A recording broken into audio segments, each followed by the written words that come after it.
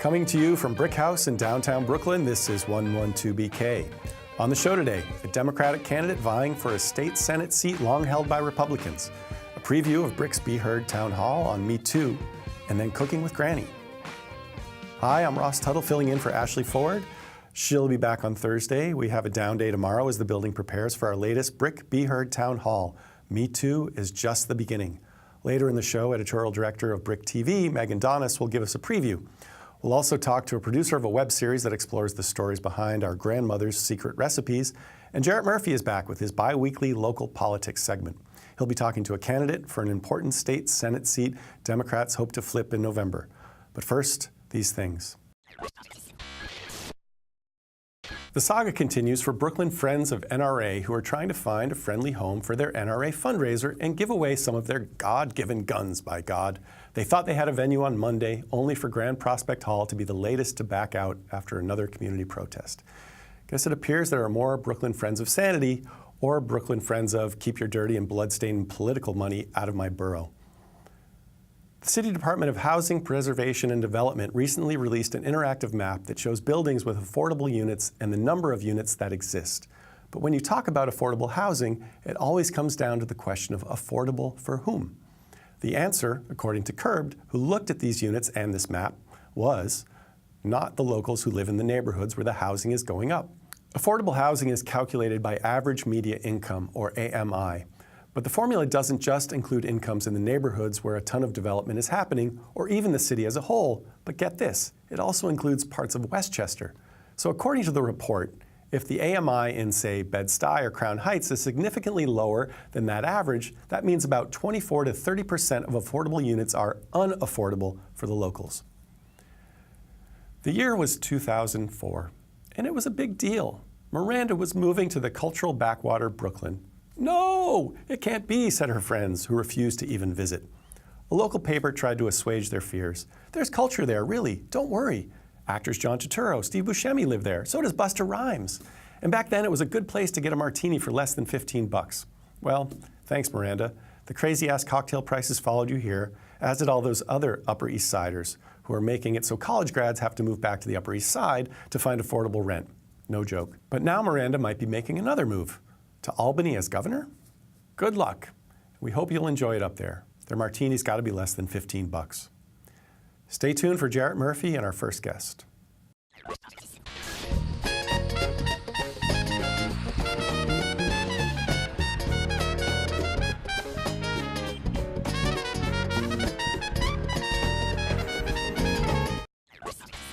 The race for governor got exponentially more interesting this week with the news that actress and advocate Cynthia Nixon would challenge Andrew Cuomo for the Democratic nomination for governor.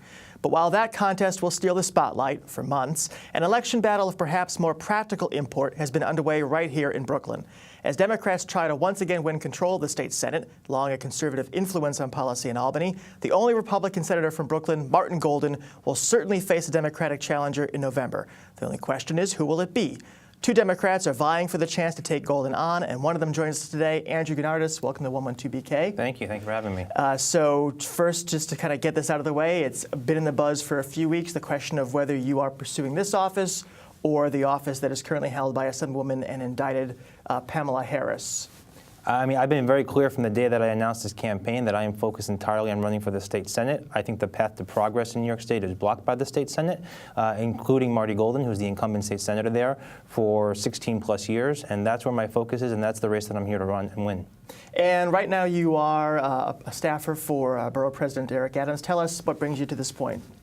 You know, I think that over a career spent in public service, I've been really focused on issues that I think matter to people in my neighborhood. I'm born and raised in Bay Ridge, Brooklyn. I see what's happened in my community over the years as it relates to education and public transportation and healthcare and things like that. I've had a chance to work on some of those issues through the borough president's office. But again, like I just said a few minutes ago, the solution to a lot of these issues and these problems comes from Albany. And the only way we're going to fix these problems is to fix what's happening up in Albany, and that's why I've decided to run for the state Senate this year. You are listed listed as a general counsel and senior policy advisor to the borough president. What are some of the policies you've advised him on? Sure. So, we've done a lot of work at the borough president's office over the last 5 years as it relates to education, specifically STEM education and STEAM education. The borough president has allocated unprecedented amounts of money through his capital budget into Brooklyn schools to increase STEM and STEAM opportunities. We've done a lot of work around healthcare and healthy living and healthy eating. I'm sure you're aware of the borough president's lifestyle transformation that he's been very public about as it relates to his diabetes diagnosis and how he's on this new plant-based diet. We've done a lot of work in our office to talk about the positive benefits of a plant-based lifestyle and the importance of treating yourself and taking care of yourself through healthy eating and healthy living. We've done a lot of work as well on mass transit issues. I can go on and on, but our office is very robust when it comes to addressing issues that affect Brooklynites, and I've been blessed to be a part of that along the borough president's side. I should mention, in the way of equal time, we'll of course invite Senator Golden to be on the show, and we also will extend an invitation to the person who is right now your Democratic opponent, Ross Barkan. What do you think about having a fellow Democrat in the race? Does that confuse the picture for voters? I don't think so. I think it's great that there is a choice that voters have. For the longest time, Marty Golden has been unopposed either as a Republican primary or in a general election. I think it's great for democracy when you have multiple people who say that they want to put forth their positive vision for their neighborhood. And I think it's great for the first time in 16 years, more than one person wants to run against Marty Golden and say, I can do better. So I think it's really welcome. And is the case against Marty Golden, he's done or not done X, Y, Z, or is it about Republicans, the state Senate, general gridlock in Albany? All politics is local, and I think people are aware of what's happening up in Albany and how the politics and dysfunction of Albany really relates in their daily lives, but they also want to see that what's happening on their block, what's happening in their kids' school, what's happening on their subway or bus, that those things are getting better as well. And so you have to be responsive to what's happening on the ground locally, as well as communicate a positive vision for how you're going to help make Albany function better. So it's both. So Golden was elected in 2002. As you mentioned, several times he's run totally unopposed for re-election. He's been challenged a few times. The person who was most successful as challenger was you in 2012 when you got 43% of the vote, which compared to other people is a measure of success. What is different this time? You're going back to voters. Are you different? Is Marty different? Is the district different? I think it's a combination of things. I'm certainly a different candidate and a different person. I think everyone goes through personal evolutions and development as they mature and they age. I have more experience under my belt. I've been able to be exposed to more ideas and more issues and have a chance to work on more issues in my community. I think the district has changed dramatically as well. This is an incredibly diverse district. Nearly 25% of the population of the district is of Asian background, almost 19% Russian, almost 15% Arabic. That's an incredibly diverse district, and I don't think that the current representation reflects that. And I think that over the time, Marty Golden's record up in Albany has been shown consistently to be one that has let us down. I think he's done a number of things, or not done a number of things, that have really had serious consequences on the daily lives of people in southern Brooklyn. And my job as a candidate is to communicate where I think he's let us down and talk about how I can do better and how I will do better. So give us a couple examples. Where is Martin Golden let us down? There's a couple of great examples. I think some of the most obvious ones, let's talk about mass transportation, mass transit. I'll give you two examples specifically. Number one, over the last 6 years, Marty Golden has voted to divert nearly $500 million from the MTA's operating budget into other uses and other expenses. We have a system that's crumbling in southern Brooklyn specifically. Just in December, the wall of the 86th Street R station collapsed, literally collapsed. The stations are literally falling apart. $500 million can pay for a lot of station inspections. It can pay for a lot of rush hour service, either in the morning or in the afternoon or in the evening. It can pay for weekend service. It can pay for extra bus lines. Pay for a lot of things. You ask anyone in Bay Ridge or Bensonhurst what it's like waiting on the 59th Street platform, waiting for an R train or an N train at rush hour. It's not uncommon to wait 20 minutes, 30 minutes sometimes. That's unacceptable.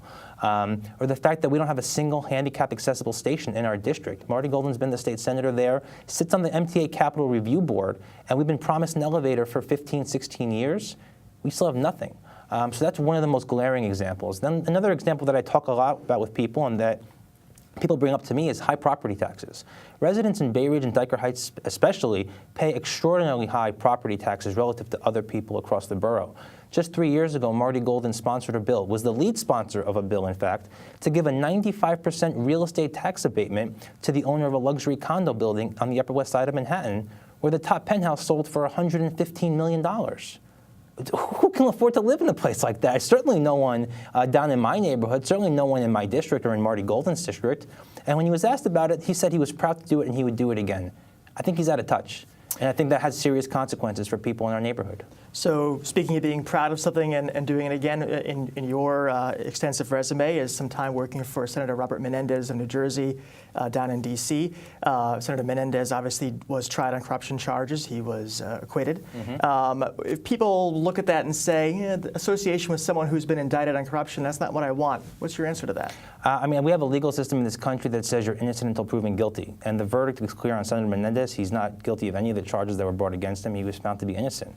And I think that my service down for Senator Menendez, I'm very proud of it. I did a lot of great work working for this senator. As someone who is a Greek American and who takes pride in caring about Greek American issues, Senator Menendez has long been a champion for the Greek American community. And for me to have a chance to work on some of those issues was immensely proud and personal to me.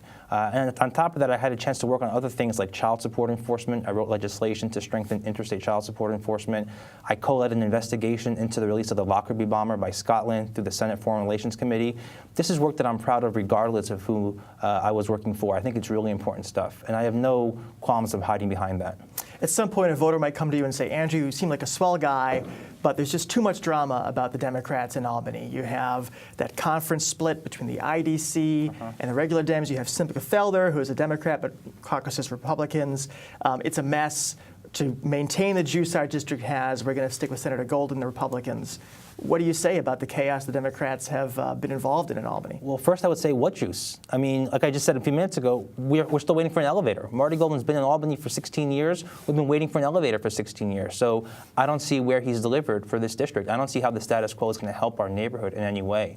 And I think if you look what's happening in Albany now and what's happened in Albany for the past couple of years, and for a long time, frankly, it's always been a problem that is a place that's full of dysfunction and corruption and just it's comical sometimes how the politics happens up there. I think we can certainly do a lot better than the status quo, and that's why I'm running. Would you consider joining the IDC if it still exists? No, I'm a Democrat, and I'm running to be a Democrat and caucus with the Democrats. Do you think IDC members like Jesse Hamilton from Brooklyn have been effective for their communities? You'd have to ask Jesse's constituents. I think every neighborhood's different, every district is different, and you have to ask constituents in his district how they view him and how they feel about his service. Hamilton was the handpicked successor of your boss, Eric Adams. Does the borough president believe he's doing a good job? You'd have to ask the borough president. That I can't speak to. We're close, but I don't speak for him. He doesn't speak for me. So as I mentioned in the opening, one of the big pieces of political news this week is Andrew Cuomo being challenged. What do you think about that? What do you think about Cynthia Nixon's argument against Governor Cuomo? Is there any merit to it? I think that, I'm curious to see what more Cynthia has to offer in terms of her campaign platform. Clearly, anyone can make a case, and people have been making a case against the governor. I think there are certainly things he can be blamed for, some of the things that maybe aren't his responsibility or not take the blame for. I am curious to hear more from Cynthia as to what her case will be. All I saw was the video she put out. Videos are nice, but I want to hear substance, I want to hear policy, I want to hear how we're going to make a difference. And that's the same reason why I'm running as well. At this point, I know it's early, but would you say either of them has your vote? It's too early for me to tell at this point. I think the governor has delivered on a number of progressive priorities that he campaigned on since he first ran for governor 8 years ago now. But I think he's fallen short in a couple other areas, and I'm going to weigh both of those considerations carefully as I make my decision about who I'm going to support and who I'm going to vote for ultimately. So politics is about ideals, it's about people, it's about duty, it's also about money. Senator Golden has about $500,000 or so to spend. You have about a fifth of that. To run a credible race, you'll probably have to raise a substantial amount of money. What will that mean to the kind of promises you have to make, to how much of your time it takes? What effect is that going to have upon your candidacy? Unfortunately, we live in a system where the incumbent who has the most money wins a majority of the time, and that should not be how our democracy functions. As a candidate, my goal is to go out there and meet as many people as possible and not have to worry about the money as much as possible. We don't have a system in New York State. In fact, it's one of the worst states in the entire country for campaign finance laws. The only state worse than us is the state of Virginia, which has no limits whatsoever for campaign contributions. In the state of New York, if you want to donate to my election, my campaign, as an individual, you can give me $11,000 for my general election, $7,000 for my primary. That's $18,000 per person.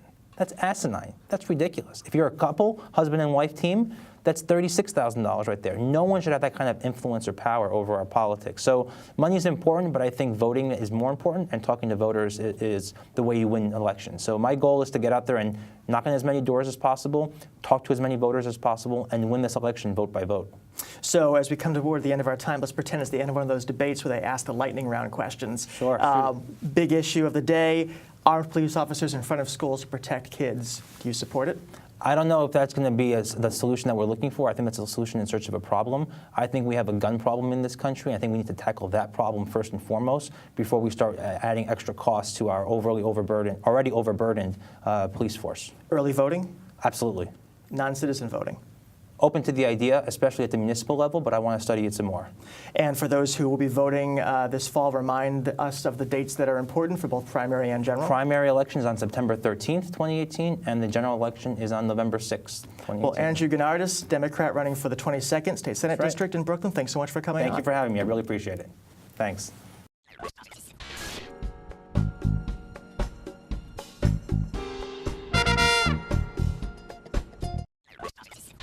BRIC's social justice media team, BHeard, puts on a town hall meeting in our ballroom 4 times a year.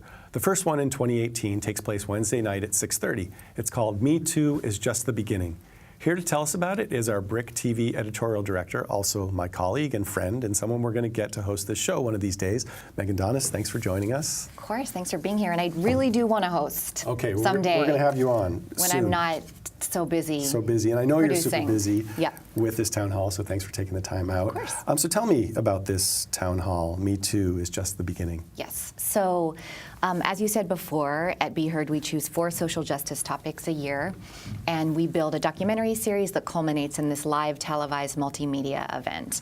And obviously, the Me Too movement has really garnered a lot of movement this year, coming out of what started with the Hollywood media elite and Harvey Weinstein. Mm-hmm. But as we were looking at it, and as we were looking at how we could cover this topic long term, we wanted to explore some of the angles that haven't really been covered a lot, which is what we always try and do with BHeard. So with the Me Too movement, we really wanted to look beyond the media and Hollywood, and actually look at how sexism and sexual harassment and sexual assault plays out among women in very different classes and races, in everything from domestic work to labor.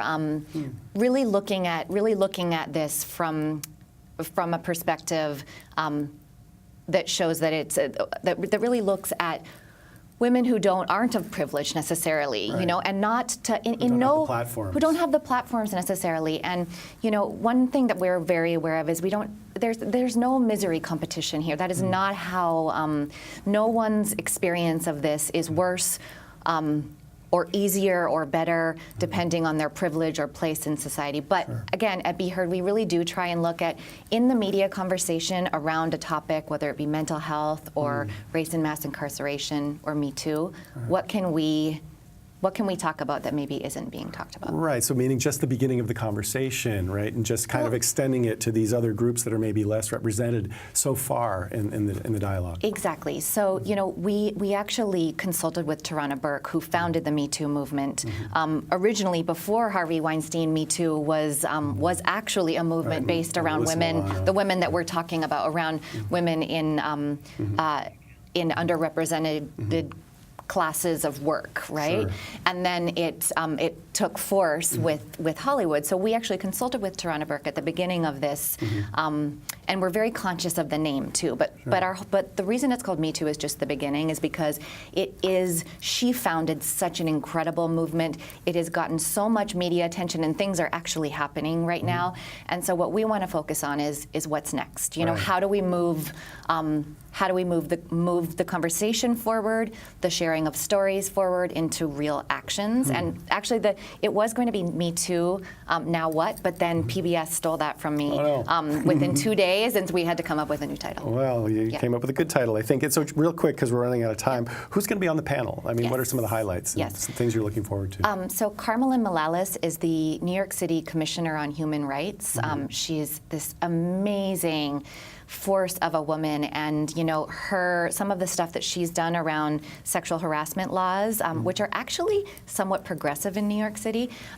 She is traveling around federally right now. California, all sorts of states are looking to New York and some of the work that she's doing in her office to update their sexual harassment and assault laws around human rights. So I'm really looking forward to her. She And who else? is Give me a going to couple be other amazing. names. Yes.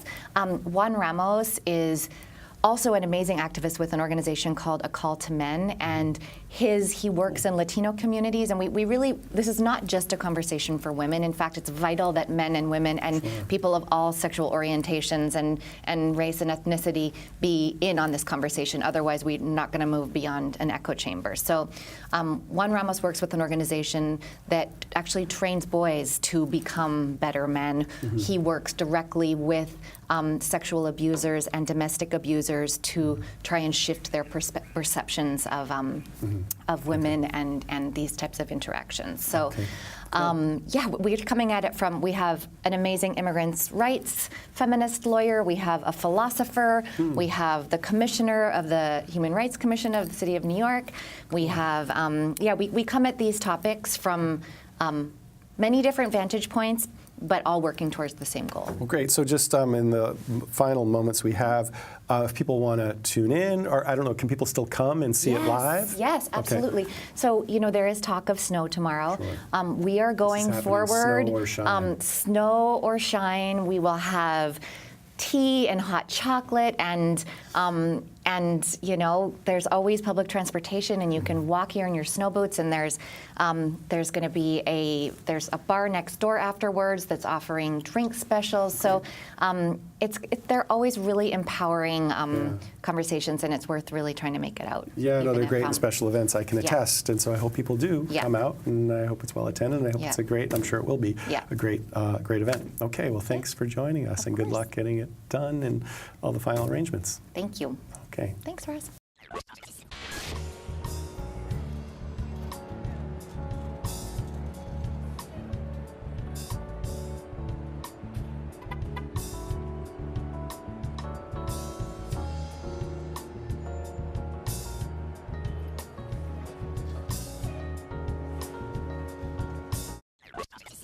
Jonathan Leaf, executive producer. I can't believe you're having me read this intro, but here goes. Grandmother, what big pots and saucepans you have. It's what the big bad wolf might say if he showed up on the web series Cooking with Granny. But if he knew what he was doing, he'd be less interested in eating the guest star than in learning how she does what she does in the kitchen. The series is created, produced, and hosted by Caroline Shin, who, full disclosure, used to produce videos for BRIC TV. And she's here to tell us all about it. Welcome to the show, Caroline. Thank you. It's really nice being here. I'm glad to have you. So I think it's really cool that we're doing this segment in the month of National Women's History Month, since it really talks about family folklore, and that's been passed down generationally, mostly through women. Can you tell me about that tradition that exists? Sure. So cooking, I would say universally has always been a gendered role, a gender domesticated role. So it was always passed down through women.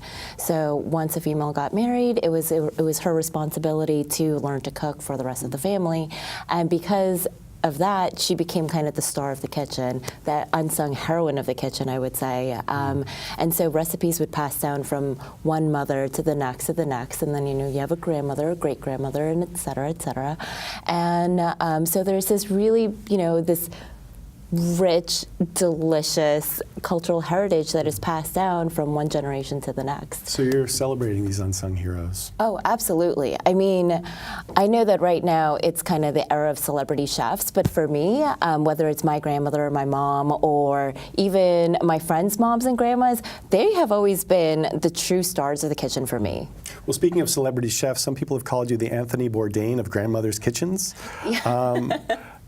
You've heard that, Yes. maybe? Yeah. Well, so tell me, how did you come up with the idea for the series? Well, actually, it all started helping my grandmother cook in our small kitchen in Flushing, Queens. So there have been a lot of influences. My grandmother, as she would cook, and we would make these really amazing traditional Korean dishes, whether it's Korean barbecue or the spicy blue crab dish or kimchi, which is very popular nowadays. I would help her cook, and she would tell me these really, really kind of heart-wrenching stories. She is actually a refugee from North Korea, so from North Korea to South Korea, and then during the Korean War, you know, the family suffered even more tragedy, and then eventually my grandmother became an immigrant in the United States. So she told me these stories, and it was really when I was talking to her that world history came alive to me, and my family legacy really came alive, and I kind of understood what that really meant. And I wanted to preserve those really special moments of learning and cooking with my grandmother. And as I said, I grew up in Flushing, Queens, so diversity was my default. Like, I didn't know anything else but diversity. I had friends from all different cultures, and I was really lucky enough to go to their homes and have this fresh ricotta salata pasta, you know, with just fried zucchini blossoms, which I didn't even know was food. I was like, wait a second, you can eat these flowers? And it was delicious. I would go to my Indian friend's house in Belarus, and her mom would have just made puri, which is this like fried dough. And this was before the series, or this is in the context of the series? This is in the context of the series, but this was before the series, but this is how kind of the foundation of the idea, the seed for the show started, I mean, years ago when I was a kid experiencing all of this with my grandmother and within this multicultural landscape of New York City. Well, it makes sense that these conversations would be happening in the kitchen, because it seems like anytime you go to a party, everybody's always in the kitchen talking, so that you're talking about culture and history and food in the kitchen seems to be. Everyone wants to be around food, right, you know? exactly, We all love to eat, so. Well, so tell me, are all your grannies in the show from Brooklyn? No, they're from all over. Actually, it started off as immigrant grandmothers from New York City. So we have this one sassy, hilarious Trinidadian grandmother from East Flatbush, and she takes us on a grocery trip. She gives us a little tour of what ingredients she gets. Is she the one with the hot pepper sauce? Yes, that hot sauce. I saw that hot clip. sauce is fire. She was the one who told you not to put it on your hands and then touch yourself in private places? Yeah, don't wash. She says, don't wash your vagina after you make the hot sauce. Good advice. Yes, good advice. And then, yeah, so we've had grandmothers from the different boroughs of New York City. And then I recently finished a holiday season with this nonprofit called I'm an Immigrant, and they actually sent me around the country. So I was able to interview with and cook with a Congolese refugee grandma whose family was finally able to reunify in Fargo, North Dakota, of all places. Wow. In Fargo, yeah. Amazing. It was a Congolese corner of Fargo, North Dakota. So that was pretty. Well, so tell me, in the 45 seconds we have left, two quick questions. If there's a Brooklynite grandma out there and somebody meets her, or she herself wants to be on the show, what can she do to get in touch with you to see about getting on the show? And number two, where can people watch it? Sure. So I'm always looking for people to nominate their granny. So nominate your granny. The easiest way is on Instagram. So Cooking with Granny on Instagram is @CookingWGranny. Just message me. A lot of people do. They tell me about their grandma. They tell me about their dishes. So that's really the best way to nominate your grandma and get her on the show. And you can watch the show on cookingwithgranny.tv or on our YouTube, which is Cooking with Granny. Okay, I recommend it. It's a great show, and we're so happy to have you here to share it with us. Yeah, thank you. Okay, thank you. And thank you for joining us today. Just a reminder, we will not be seen tomorrow because of our town hall meeting on MeToo. And Thursday's show, we're going to do a special episode looking at women and activism. I hope you can join us.